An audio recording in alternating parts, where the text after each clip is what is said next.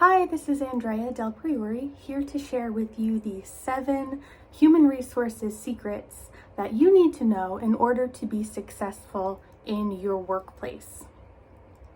Number 1, HR is not your friend. And I know that sounds kind of sad, but HR's purpose is to support and protect the company and the business. So a lot of times people think, oh, well, if I have a problem, if I'm not happy, if I'm having an interpersonal issue, I can go to human resources, and that's what they're there for. They're there to make me happy, and they're there to make sure that everybody at work is happy.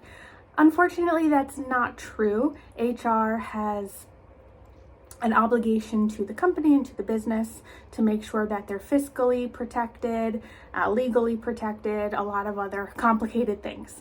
So if you're thinking about applying to other jobs and leaving the company, you definitely don't want to tell HR or anyone else in the company.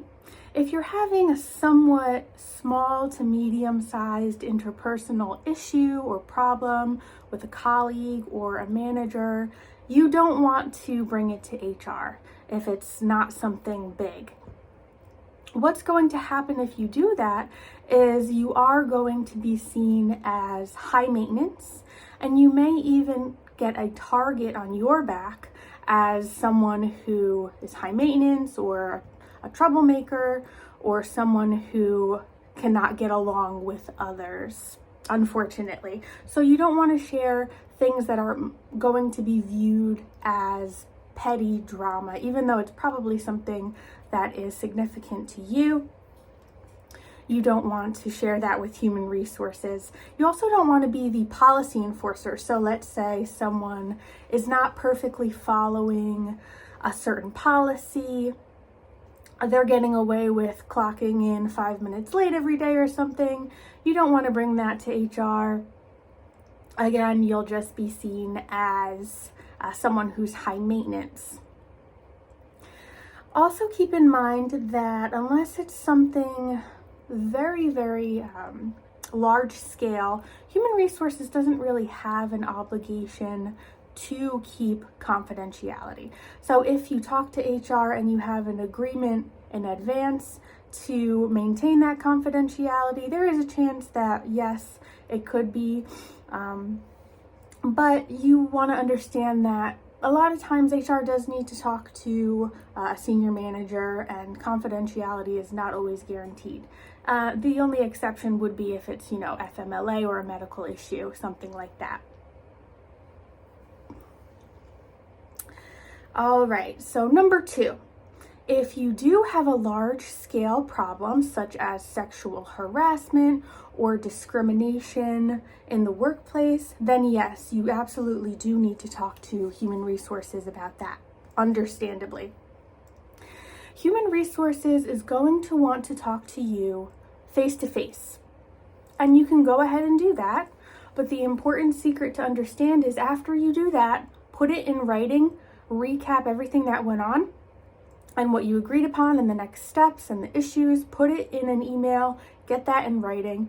You want to compound as much evidence as you can if you're dealing with something as serious as discrimination and sexual harassment. So go ahead and meet with them, but you definitely want to put it in writing, have that paper trail, and document it. So a lot of times human resources doesn't want things to get to a level where it's a legal matter or it's a complicated issue, but you want to protect yourself, and you need to do that by having evidence. Number 3, so you might think that HR makes all of these decisions and has the power, but a lot of times human resources does not exactly have the power to make decisions, hiring and firing. A lot of times it is senior management. So when you think about a company, you might have a CEO, vice presidents. It might be a family organization, or it might be a government organization. It really doesn't matter. So whoever is at the top of the ladder, a lot of times HR has to do what those individuals tell them to do. So from my experience, HR really did not have the power to make decisions. They offer recommendations, again, to protect the company legally, financially, and whether or not the CEO agrees with that is up to the CEO. So sometimes people think that, well, it's all HR's fault, or let me go to HR because they can get this pushed through, when in reality, senior management is the one who has that power and control. Number 4, don't be yourself at work. And that kind of sounds terrible, but let me explain. So if you come into work one day and you're in a great mood, you're super peppy and you're happy, well, your coworkers might expect you to be like that every day. And I know for myself, I'm not like that every day. And I had to learn this kind of the hard way. And people ask you what's wrong. And it's like, nothing's wrong. I'm just tired today or whatnot. So try to keep it at an even keel every day. You don't have to share anything personal, and you definitely don't want to share anything personal.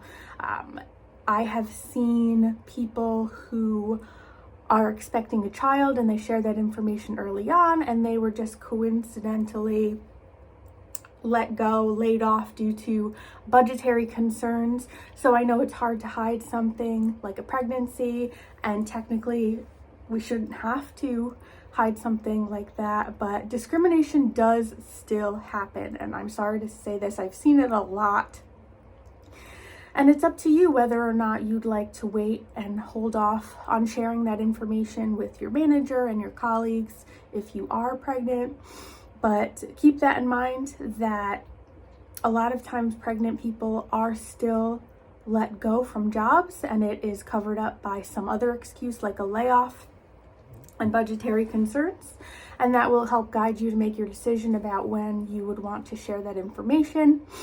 Discrimination does still happen.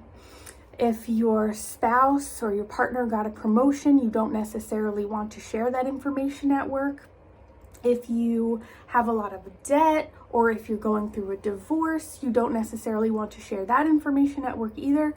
So people just by nature, human nature, they view these things in different ways. If it's negative, it's going to make you appear less attractive for a promotion, or less fit if you're not succeeding in life, or if they perceive you to not be a success in certain areas of life, then they might assume that you wouldn't be a success on the job either. So you want to keep your private information private. Don't bring all of your personal information to work, and don't share that with your coworkers. Number 5, interpersonal relationships are almost everything. And I know this is a little bit of a Debbie Downer for a lot of us, especially for me, because I'm shy, I'm introverted, I'm socially awkward, but you have to really refine your skills interpersonally, especially with your manager and with your boss. And this can be a real struggle if you have a lot of time together 5 days a week and you have to keep that up. It can be exhausting, but you definitely want to get along with your boss. No one is ever going to say that you're getting fired because they didn't like you, but they will definitely put you at the top of the list for layoffs if, no one really likes you that much. And it's unfortunate to say it like that, but that is the way that it goes. So not only human resources, but managers will find a reason to push you out of a company if people don't really like you, if you're not getting along with others, or if you're not talkative with others, you keep to yourself. People don't feel like you make an effort to get along with them. Management will work with human resources to figure out an excuse and start the process to document little things that could be completely bogus, but start to get the ball rolling to get you pushed out of the company. So you definitely want to work on your people skills, and I could do another video about that as well. Number 6, compare your salary with your coworkers. So I've worked at places where I've seen managers tell my colleagues, don't talk about your salary. And that is silly advice. If your coworker is comfortable talking to you about their salary, you should definitely compare notes. I have seen huge salary discrepancies. Even people who had advanced degrees were making less money than people who had a bachelor's degree, for example, people with years of experience. And yes, it was along racial lines and gender lines. So you definitely want to talk about your salary. If your coworker says, I don't want to share that information, then back off, of course. You don't want to pressure people or make people feel uncomfortable.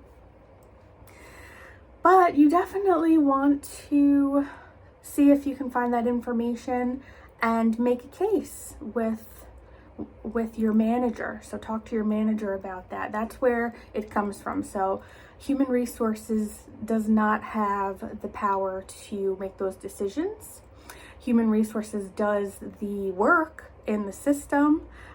With payroll, they work together to, once the decision has been made, but you do need to make your case with your manager, put it in writing, type up everything, all of your responsibilities that you've been doing, keep track of that over time. And you want to compare salary in the region. You could use Glassdoor or Indeed, or you can use the Bureau of Labor Statistics website, which probably is a little bit more accurate.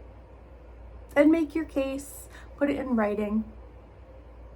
Rarely do these things come to a lawsuit, but I think companies are more cognizant that discrimination can lead to very serious financial problems, and the reputation of the company can be hurt due to discrimination, even though it is still very, very common that marginalized groups of people are getting paid less still today.